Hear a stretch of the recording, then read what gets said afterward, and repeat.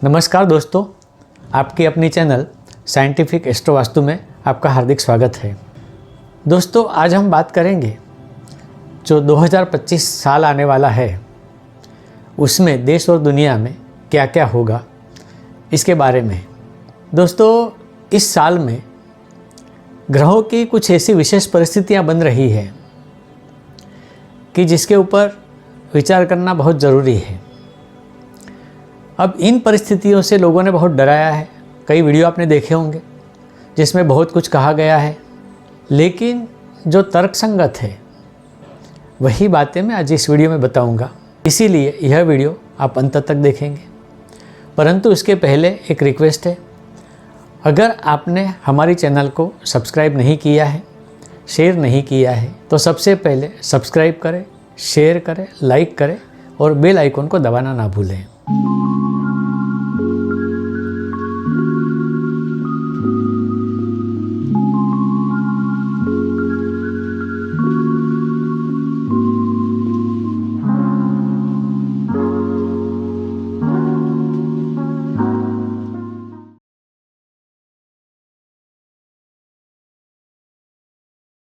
तो आइए शुरू करते हैं 2025 के साल में देश और दुनिया में क्या होगा, कैसे होगा।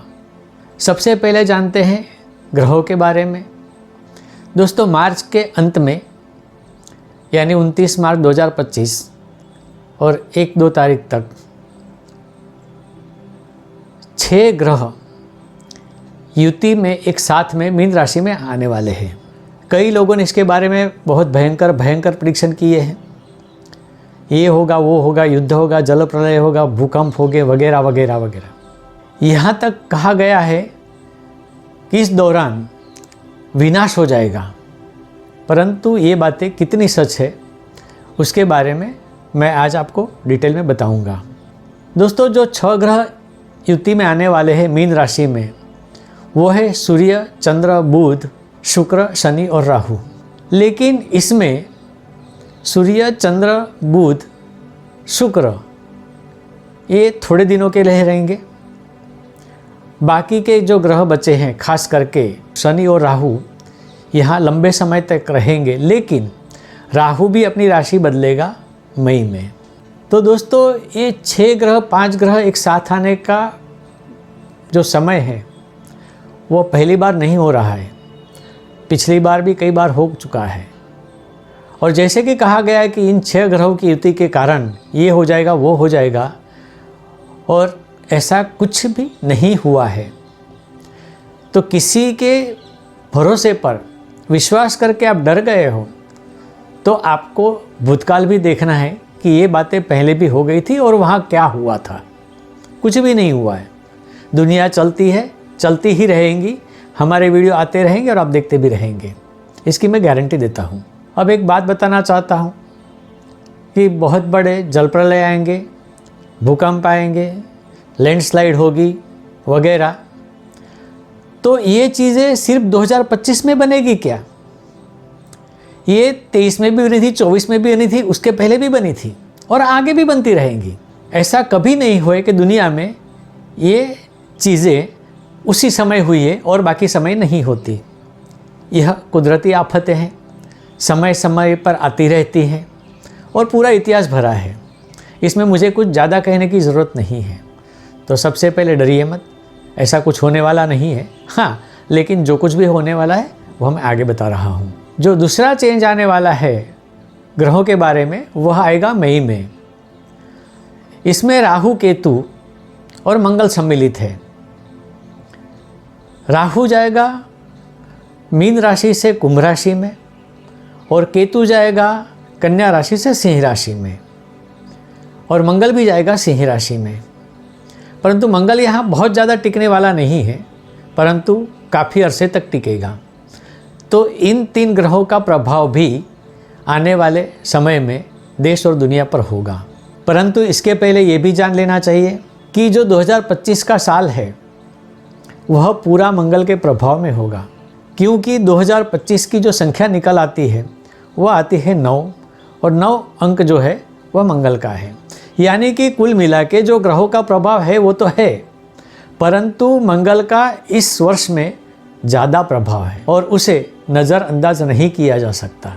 तो थोड़ा सा हम ध्यान देते हैं मंगल के कारकत्व वाली बातों पर, उनके कौन से विषय है खास करके। वैसे तो बहुत सारे हैं लेकिन हम खास चुनिंदा विषय यहाँ देंगे।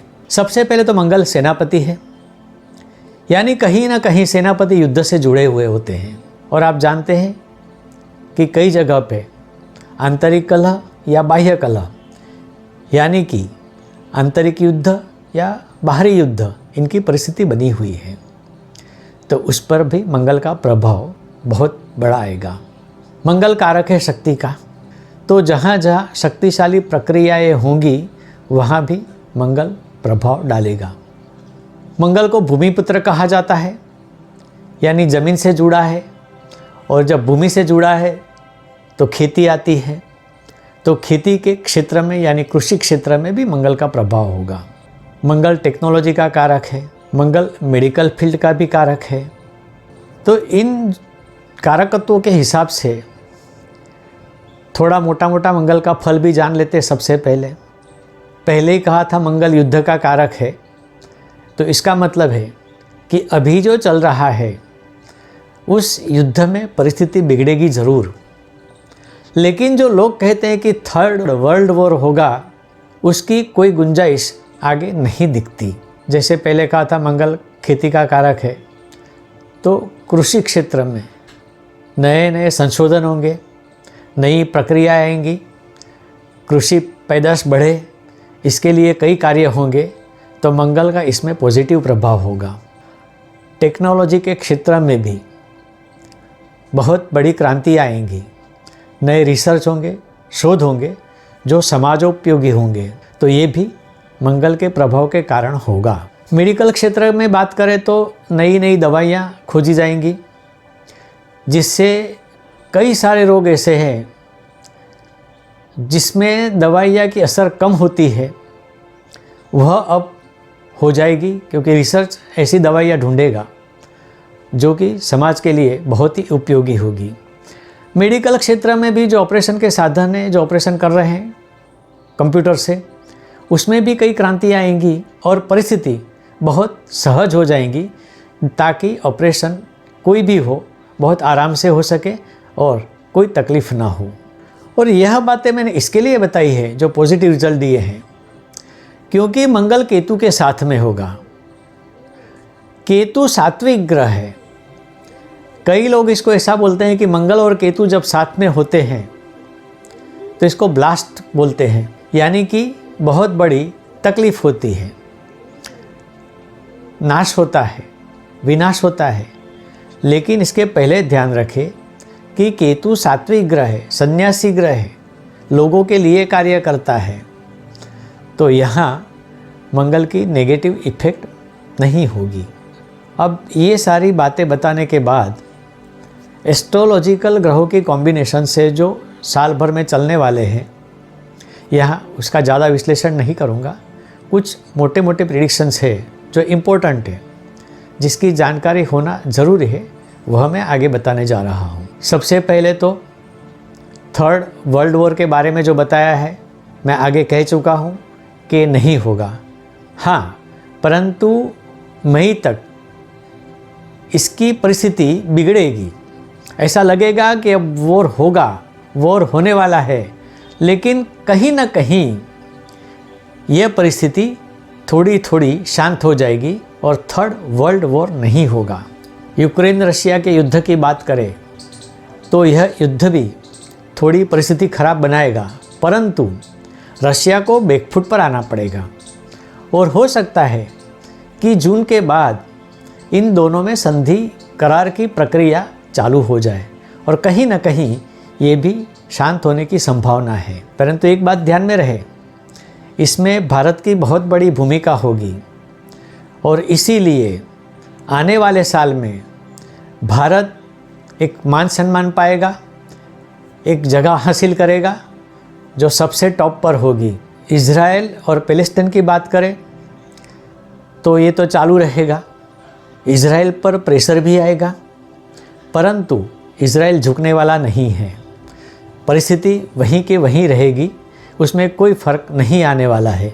एक स्पेसिफिक बात है, जो दुनिया में आतंकवाद फैला हुआ है उस आतंकवाद के अगेंस्ट में बहुत बड़ा आक्रोश शुरू हो जाएगा और आतंकवाद खत्म करने की दिशा में कई देश कदम उठाते दिखेंगे। दोस्तों, आप जानते हैं कि डोनाल्ड ट्रंप ने धमकी दी है डॉलर्स के बारे में।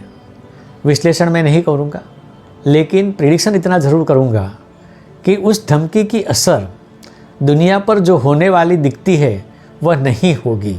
इन सारी प्रक्रियाओं में भारत का कहीं ना कहीं बहुत बड़ा हाथ होगा। यानी भारत की जो कूटनीति है उसकी सराहना होगी, भारत का मान सम्मान बढ़ेगा और ये सारी चीज़ें कंट्रोल करने में भारत सबसे आगे रहेगा। और भारत की बात करें तो भारत के अंदर भी कई विकट परिस्थितियां खड़ी होंगी, क्रूशियल परिस्थितियां खड़ी होंगी, लेकिन ये भारत इन सब परिस्थितियों से निपट लेगा, उसको कंट्रोल में करेगा और सही सलामत बाहर आ जाएगा। भारत की राजनीति में भी कई बदलाव आएंगे, हमने जो सोचे नहीं थे वो बदलाव भी आएंगे, लेकिन ये सारे बदलाव भारत के अच्छे के लिए आएंगे, ये आप खास ध्यान रखें। और सबसे खास बात, भारत में बीजेपी की सरकार है, वह सरकार चलती रहेगी, कुछ नहीं होगा। कुल मिला के आने वाले वर्ष में यानी 2025 में बहुत सारी घटनाएं घटेंगी, लेकिन उनका जो दुष्परिणाम आने वाला सोच रहे हैं या कई लोगों ने बताया है, उतना दुष्परिणाम नहीं आएगा। चलता रहेगा समय, काल चलता रहेगा और जो भी स्थितियां हैं वह अच्छी तरीके से कंट्रोल में ही होगी। तो आने वाले साल के लिए डरना मना है। तो आज के वीडियो में बस इतना ही, लेकिन आपको याद दिला देता हूँ, अगर आपको हमारी कंसल्टेंसी करनी है तो हमारे दिए गए व्हाट्सएप नंबर पर हमें व्हाट्सएप या कांटेक्ट कर सकते हैं।